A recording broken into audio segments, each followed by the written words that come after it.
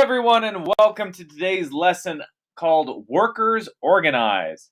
Today, we are going to be exploring the beginning of labor unions in the United States. Labor unions get started because of worker hardships.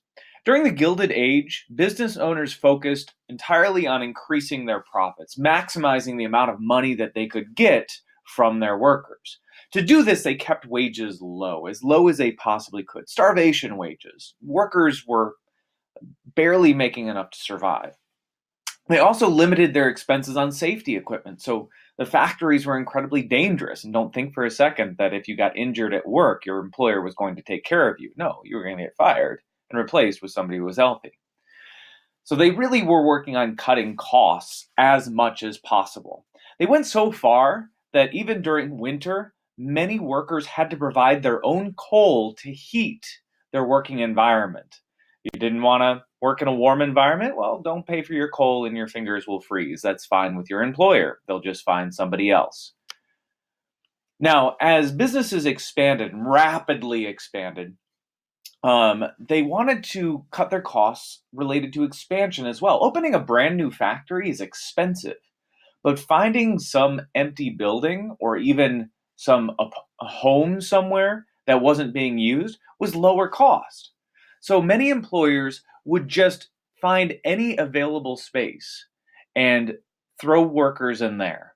These were called sweatshops, places that are kind of like factories, but not up to the standards of a factory at the time. It's just an empty space where workers are forced to go and do their work. Sweatshops are generally very small and got very cramped very quickly. This is a picture here of a sweatshop in Chicago in the 1890s, just to show you how cramped things can really get in there. Now, workers in factories and sweatshops usually did the same job all day long. You would specialize in doing one thing, doing that one thing well, and then just repeating it over and over again. Not very exciting work and not very rewarding work either. Now, the early labor unions, such as the Knights of Labor, one of the first, organized to protect labor rights, to protect the workers. Mostly here they were looking for better wages, higher pay, and better working conditions. So some safety put in place, better lighting, etc. The Knights of Labor were also noted because early on they were one of the first to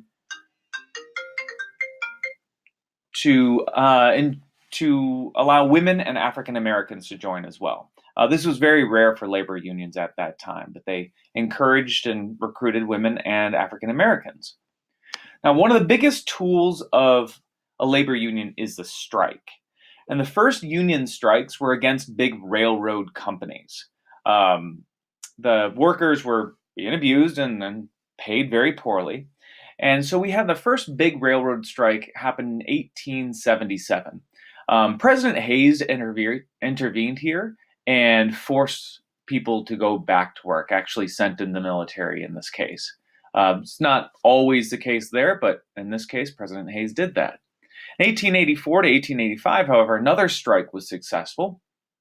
And this time the labor union, the Knights of Labor, were able to actually push for better safety so that their workers weren't getting injured as often on the job.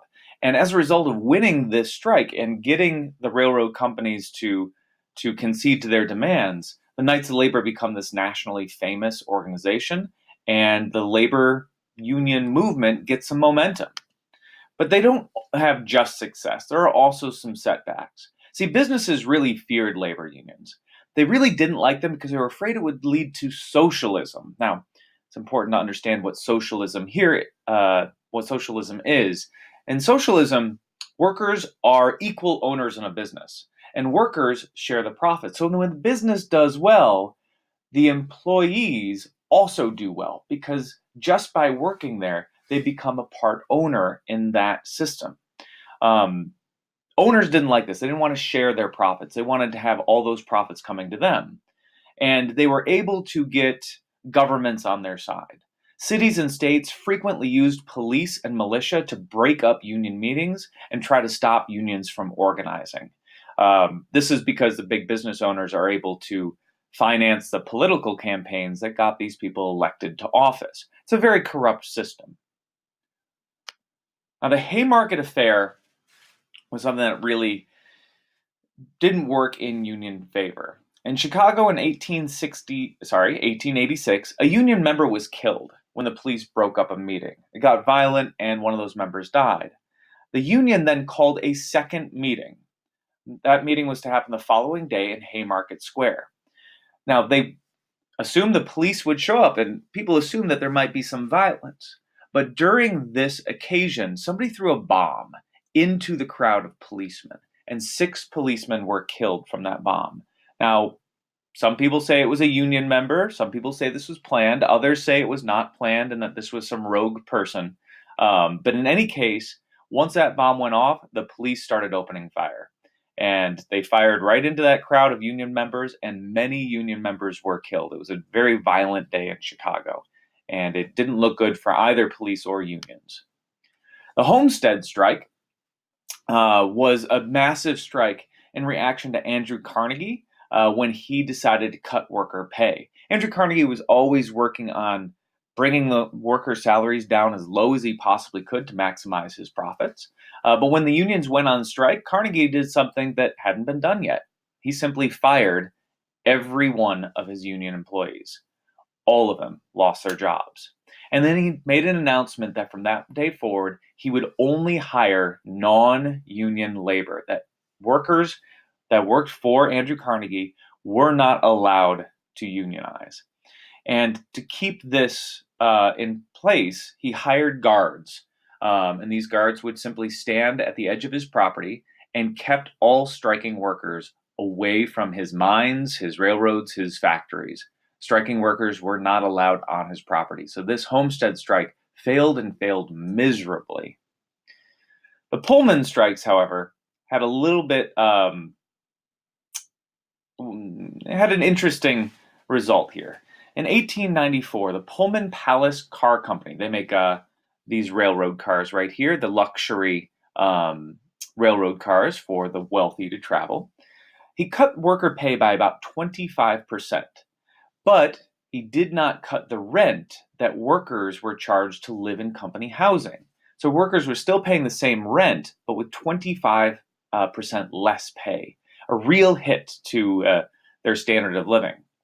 Now, a man by the name of Eugene V. Debs, who becomes a very important American character, was at this time the president of the American Railway Union, and he organized a strike against Pullman.